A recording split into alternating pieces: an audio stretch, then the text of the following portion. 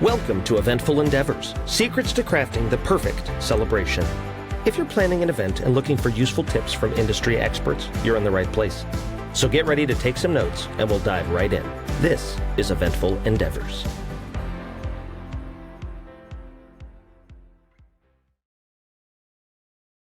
All right, welcome back to another episode of Eventful Endeavors. Today we are going back over to Texas, Dallas, Texas specifically, where we are talking to a wedding planner.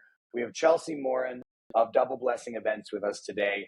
Chelsey, thank you so much for doing this. Thanks for being here. Yeah, of course. I'm so happy to be here.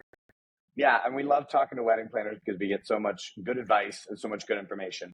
But I'm before sure we dive you get into a lot of stories too.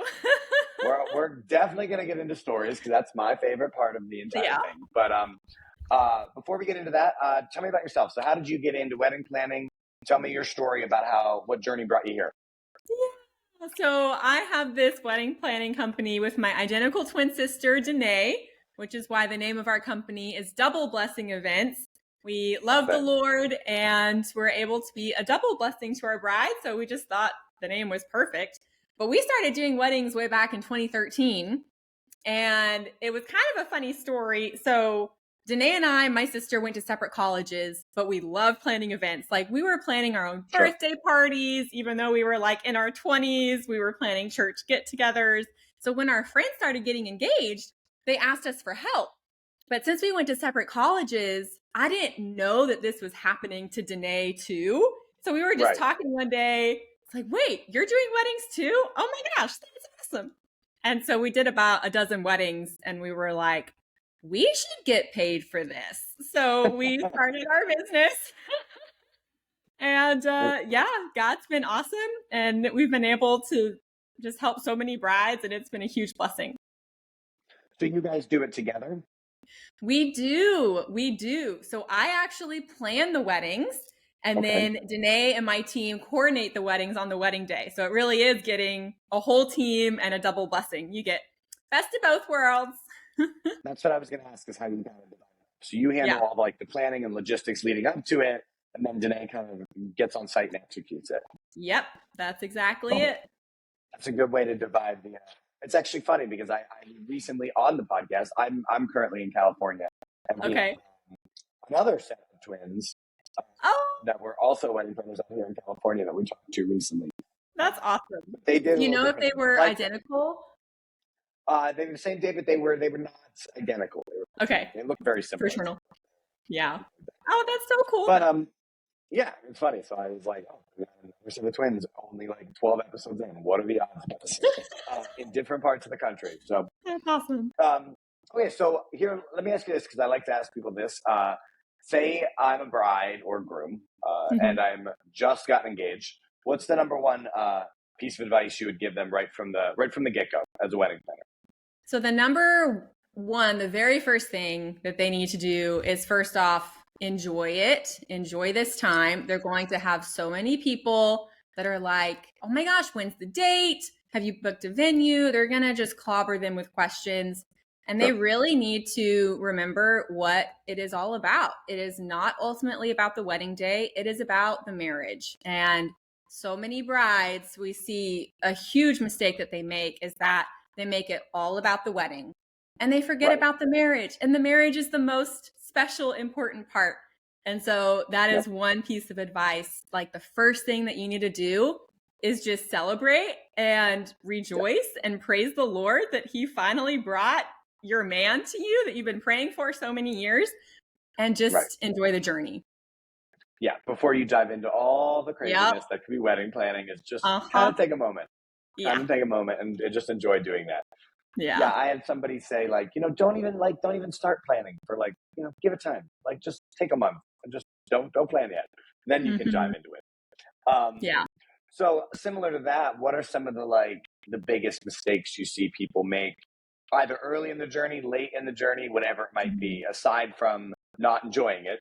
What are some other big mistakes you see them make? So one of the biggest mistakes is that brides see it as really they only focus on the wedding day. They think if I can just plan a perfect wedding, then I will enjoy my day. but they forget that there are two other super important factors at play. One of those things is the emotional roller coaster of wedding planning. And I'm sure you have seen, but there are brides that want to people please. Like, they care about what other people think. They're worried about, like, oh, are my guests not going to like the centerpieces? Is the food going to be bad? Should I do it this way? Should I do it that way? Then they have all of the family pressure, especially if their parents are paying for it. Then that other piece comes in of like, well, then should I plan my wedding how my parents want it planned? You know, they feel like that, almost like they're being selfish if they do what they want. And so really not acknowledging that this is just as much an emotional process as it is a logistical one. And just as much as they are looking, you know, they're getting help from whether hiring a wedding planner or downloading checklists or joining the knot, they need to focus just as much on the emotions that come up as well. And for us, since we are Christian wedding planners, we also make this a ministry. So we focus on, hey, like, the Lord is being really gracious, and he's gently revealing that there are these emotional insecurities that you have, and he wants you to deal with those before you go into marriage. Because by that point, it's like, because so many brides will just bury it. They're like, nope, I don't have time for this. I just have to focus on planning a wedding. But it's going to come back up later. And when it does, it's not only going to affect them, it's going to affect their husband as well. And it's going to be their husband that has to deal with the baggage. And so we really take an all-inclusive approach with our couples, where we help them plan all the logistics, where to start, how to find their vendors, everything that they need to do step by step. But we also do counseling sessions with them on the emotions, and we offer premarital counseling. Because the three things that you need to prepare your wedding day. That's the logistics. You need to prepare your heart. That's where the emotions come in. And you need to prepare your wedding. And that's where premarital counseling comes in. So that's a huge mistake that I see, though, is that, and they just don't realize it. They just don't realize, oh, this is a lot. No. Yeah.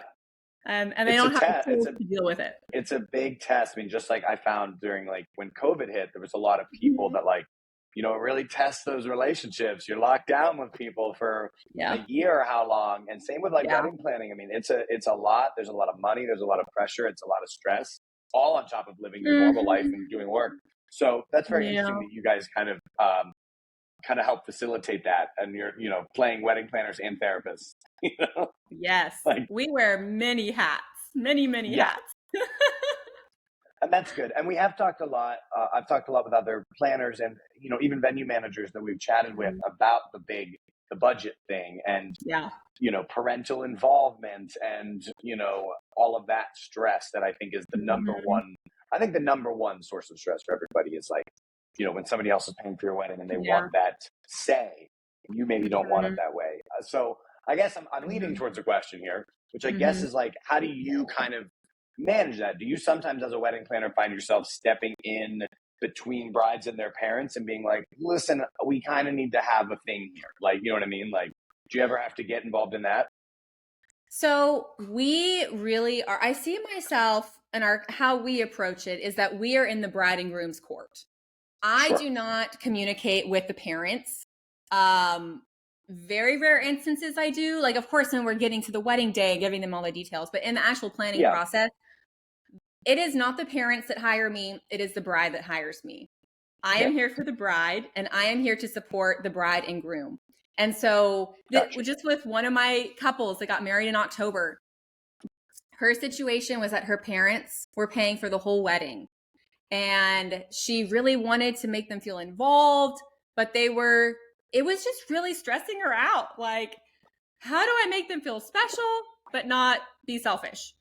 And I explained it to her as, okay, think of your wedding like a house, and they owned a home. So it worked really well in her situation. Think of it like your house. Your master bedroom is what you and your fiance decide. These are the things that are non-negotiable, that we are not going to delegate to anyone else. So like, for example, her thing was the color scheme was really important to her, and her food. And so it's like, okay, we're going to put these in your master bedroom. But then I want you to see, like, everyone else, your mom, your dad, your sister, we're almost going to give them rooms. So what do you want to be in your mom's room? What do you want to be in your dad's room, where they can take that responsibility and you don't have an emotional tie to that? And one thing that we did was the flowers, where her mom really wanted to do the flowers. The bride didn't really care. It's like, great, mom, go have a heyday. Sure. And so we were able to just kind of segregate that and compartmentalize. And that really, really helped her a lot. So that's how we approach it, is we're in the bride and groom's court. We help them kind of work through, like, you're not being selfish, because, and this is another thing. If God calls you to leave your mother and father and cleave to your husband. And so if you show your parents that they can just run over you or determine the decisions that you make, if you give them an inch in your wedding planning, they're going to take a whole mile in your marriage. Like, it is not going to get better. Like, they're going to want to control where you live. They're going to want, say, in what you name your kids. They're going to want you to, always come over for holidays. And it just, it builds and builds and builds. And so they need to set the boundaries now. And that's what we help them with. So then they have a fruitful marriage without, like, parental conflict. Right. Yeah. Set that early, let's get that out of the way. Yes. That's good. Yeah. I'm glad you did, because that has been one thing that I find comes up quite a bit here. I think, like I said, the thing I think a lot of brides and grooms struggle with probably the most is dealing with that kind of stress. Yeah. So let me ask you this. You probably at this point planned how many weddings you think? Almost 200. If you had to get 200? Wow, that's a lot of weddings. So 200 weddings. Do you have a favorite? I've never really asked this question before to anybody, but do you have a favorite wedding? Like something you're like, this was it. I don't know why. I do. So my favorite bride is Amber, and she knows. She's my favorite. But she was my favorite because she was really the catalyst, helping us realize, like, dealing with that one part is not enough. We need all three: planning the wedding, the heart, and the marriage. Right. And she is one of my really close friends, even to this day. She got married back in 2021. And it was so fun with her because she knew that it was an all-inclusive thing. She knew that it wasn't just about the wedding day. And it was just awesome, like, being able to help her in those counseling sessions. And it was just so fun. And it was the only destination wedding that we did. It was in San Diego. Nice. And so we got to just do the whole tropical scheme. And it was absolutely gorgeous. And it was great. So it was just the bride. But that's it. Like, when you're wedding planning, and even working with any couple, like, it's a relationship. That's going to be like, if you really click, it's like, great, this is going to go really well. So I love that. Similar question. Out of all the weddings you've done, what is the most kind of unique thing you've seen? Something that, like, maybe you don't see at a lot of weddings, or something that just rings a bell, like, oh, that was really cool, that was really sweet, or funny, or whatever it might be. Yeah. Okay. So a unique theme. Okay. So there was one, she, like, loved Harry Potter. And so she just went all out with Harry Potter, and it was great. And it was just all in the details. And so we had that one. But really, like, the really neat thing about our couples is that the most important thing for them is that they want to convey Jesus to their guests. Like, so we have a wedding coming up, and they love the Lord dearly. He's actually a pastor over in LA. And like, they are just praying that the Holy Spirit moves. They're praying so much that we're going to have a kiddie pool for people to get baptized at their wedding, if God calls them to do that. We're going to take communion. We're going to, like, they're going to share their testimonies and the gospel. Like, it's really, really neat. And so we're just able to help our brides have unique ways to love on their guests and serve them. Because it's also about the guests. Like, sure, Jesus is all about, love your neighbor as yourself. And so, just being able to help them plan those things and help them find special ways that they can do that, but also being a witness to it is really awesome too. Kind of fun, kind of unique, something you don't see all the time. I like that. Exactly. Similar question, and this one I think is actually one of my favorites because I always hear a lot of stories about this. What's the big, like, the cringiest thing you've ever seen, or like something in general? In general, you would say, by no means should any couple ever do this. It never works. It's just not a good idea. I've seen it and it's bad. Or like, what's like a story of your like, I wish that never happened. So this one sticks out to me. It was the bouquet toss. It was time to toss the bouquet. Sure. The bouquet was tossed, and she tossed it so high that it got stuck in the chandelier. And I'm talking like 20, 30-foot ceilings. Sure. So I go and get the venue manager. She's getting a ladder. Oh, no. The groomsmen don't want to wait for that ladder. They start, no joke, climbing. It's okay, Penny. I'll reset that. They start climbing on top of each other's shoulders, making a human ladder to grab the bouquet from the chandelier. And I'm pretty sure that the top guy was literally hanging from the chandelier at one point. And the venue manager and I are just like, oh my gosh. Thankfully, nothing broke. No one got hurt, but it's like, oh my gosh. And of course, it was the end of the night when people had quite a few drinks. Right. So they're a little buzzed and they decide we're going to make a human pyramid and climb to the ceiling. Yeah. Oh, another cringy thing. That's why we need insurance. Yes. Yeah. Another cringy thing is that, so this was not at my wedding or any weddings that I had planned or coordinated, but it was weddings that I have attended where the DJ will just totally butcher the names. And it's like, oh no. And that's why we have a little powwow with all of our DJs and we have them literally say to us how to say everyone's names. But that's really rough, especially if they get the bride and groom's name wrong. It's like, oh god. Yeah, that's not good. As the person who does that portion of the night, I always, ahead of time, make sure I have it spelled out phonetically. I talk to them ahead of time. And then when we line up, I run everybody's name. I got you. You. Also, I try to tell people, can I just do first names?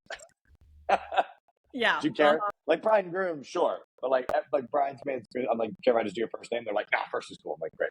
Yeah.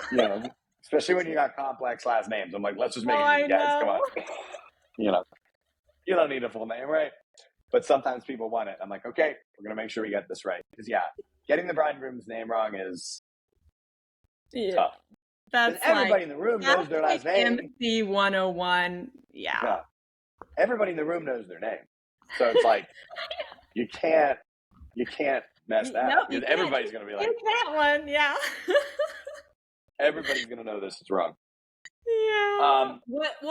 If I can ask you a question, what's like one of the cringiest things that you have seen? Oh man. I think this one was just only because it was recently. Okay. It always, for me, especially as the MC, it has to do with speeches. Mm-hmm. I've seen some long speeches, and we've talked to other people on this podcast about never do open mic speeches. It's a horrible idea. Yeah. But I had one father of the bride who grabbed the mic. He was supposed to give a speech, and he was a little toasty. He was just just really loud mouth guy, Okay. And his speech had nothing to do with anything. He just started telling dirty jokes. Oh no! And it was like bad punchlines, and like really vulgar stuff. And everybody, like some people were laughing out of awkwardness. The bride was just staring at him.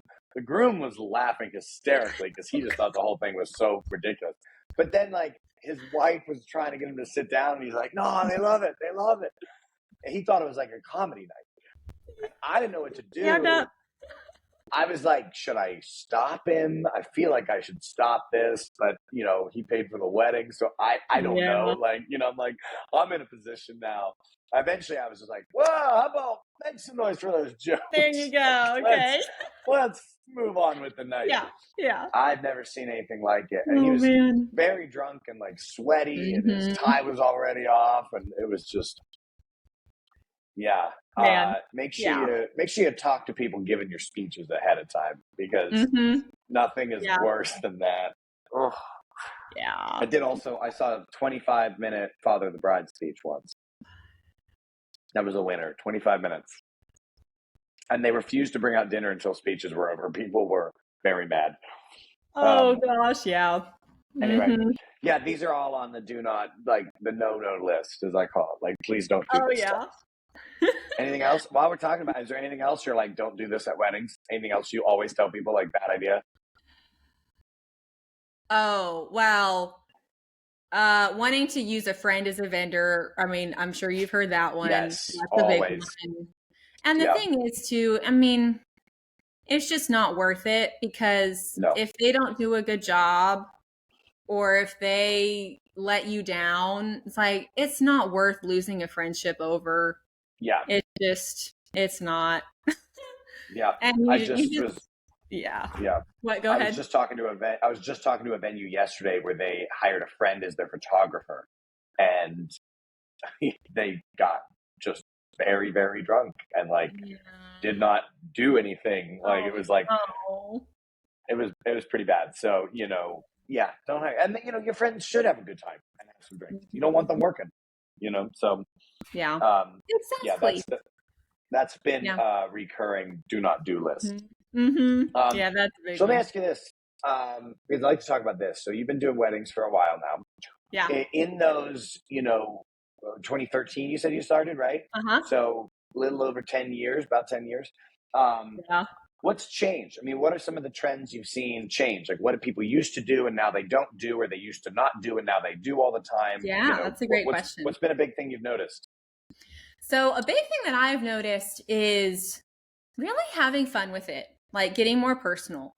I feel like in the earlier years when I started doing weddings, people felt like it was cookie cutter.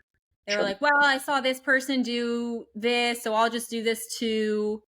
But couples have been getting a lot more creative, and I've seen them be like, oh no, I don't want a wedding like anyone else. Like, I want that special sauce, and, you know, just to make it really, really personal. And that's been really fun for me, because of course I'm building a relationship with them through the planning process. I'm really getting to know them as a person. Like, there was one bride, Amber, my favorite bride. Sure. Where in the beginning of the planning process, I'm totally going to send her this podcast too. Yeah. Shout out to Amber if you're listening. But so in the beginning, like, we had created her vision and to talk about colors and everything that she wanted. And then we got into the planning process to where it was time to find her florist. And so we jump on a consultation call with the florist. And during the meeting, Amber was really leaning more toward like pastels and more muted tones. And sorry, that's my dog chewing on her toy. If you hear this, you're fine. We get a lot of dogs in this podcast. We just let. Mine gets very jealous whenever I'm on a call. Yeah. It's just like, no, I want you to focus on me. But yes, we were leaning toward muted colors and pastels. And I literally pick up the phone and like send her a voice message right after the call, and I'm like, Amber, like, these are beautiful colors, but you have such a bold and bright and fun personality. Are you sure you don't want to go bolder and more fun? And she sends me a message back, and she's like, you know what? You're so right. Like, yeah, let's go bold. So we tell the florist that. She was totally on board. But yeah, it's just being able to kind of see those blind spots or to be able to have discernment when my couple is just like settling, honestly, and helping them to have those personal touches, because they do want personal touches. And that's something that I've seen throughout the years, going from these more cookie cutter, wedding in a box type things, to just very unique and very personal. Do you find a lot of people, and I haven't really asked this question to anybody, but just popped into my head. I feel honored. Yeah. Sometimes things just come to me. You never know. Yeah. Do you find yourself talking to a lot of people who are like, oh, I saw this on TikTok, or I saw this on Instagram? Like, do you get a lot of that where it's like, ooh, I saw, because I'm a little bit, I don't TikTok. I want to, I just can't figure it out. It's hard. I did my first TikTok the other day. I'm so proud of myself. I'm so proud. I'm like, I sit to do it. I haven't even figured out Instagram Reels, let alone like this mini movie I gotta make. To get with Instagram. I know. I'm dating myself. I sound old, but I just can't figure it out. But anyway, I know a lot of people do it, especially a lot of young brides. Like, do you find yourself like looking at those and being like, I've never seen this, but we can do it, or like we can figure it out? Somebody's got to know. Yeah. Well, I have a lot of brides that will send me things like, oh my gosh, I just saw this on Instagram. This is great. Like one, it was so cute. It was the Bippity Boppity Boo song from Cinderella. And it was basically how all the girls like were lined up in their PJs and their robes, and they were dancing, to the music. And then it goes Bippity Boppity Boo. And on Boo, it changed to when they were all in their dresses. And it was so fun. So Amber did that. And then I had a bride who sent me one on like giving her guests, or I think it was just her, like Polaroid cameras, just to take shots like during getting ready, and then giving it to her parents as a little sweet, sentimental gift. But they'll send me ideas all the time. And then same for me. It's like, if I'm scrolling through Instagram or Facebook, it's like, oh, this is great. Like, I will send it to my bride and be like, this is what we're talking about. Like, wouldn't this be so fun? So yeah, we use Instagram a lot. Yeah, I try to get better at it. I do see a lot of really cool things on there. But I haven't quite figured out how to send it. It's that kind of thing.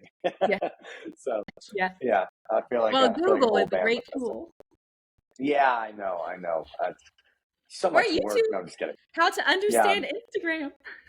I need like one of those Instagram, like TikTok for dummies or something like that. But I'm sure there is one. Yeah. Anyways, so before we kind of wrap everything up, I mean, we touched on this a little bit, but I was just going to ask you, like, what kind of sets you guys apart? What kind of makes you guys unique? I mean, obviously, the whole like, hey, we're basically your therapist thing is a huge selling point. But is there anything else you kind of want to mention? Anything else that you're like, this is something that's really important to us, and why we're kind of a unique service, and why you should, reach out to us?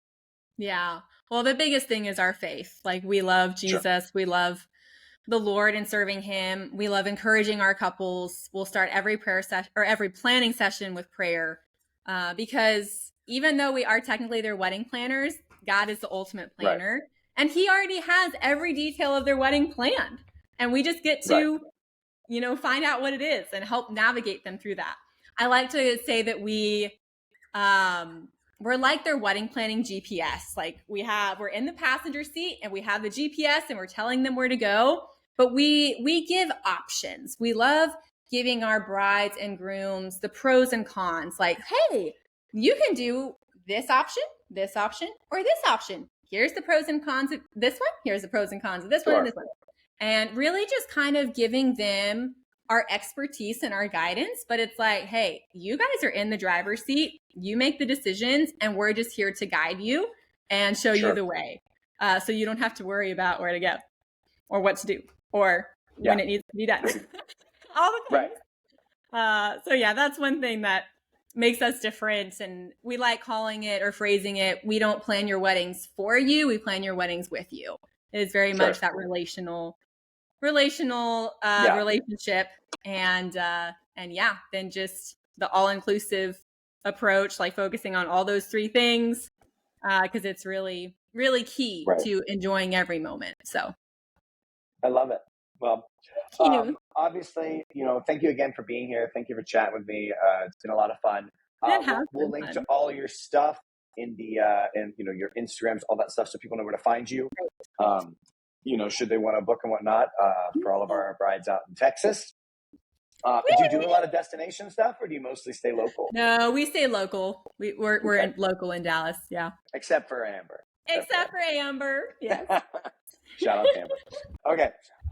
Thank you so much for doing this, and we'll send everybody your stuff, and it's been a real pleasure. So thank you for being here, and you have a great rest of your day. All right. You too. All Thanks, right. Shawn. No problem. Bye. Bye.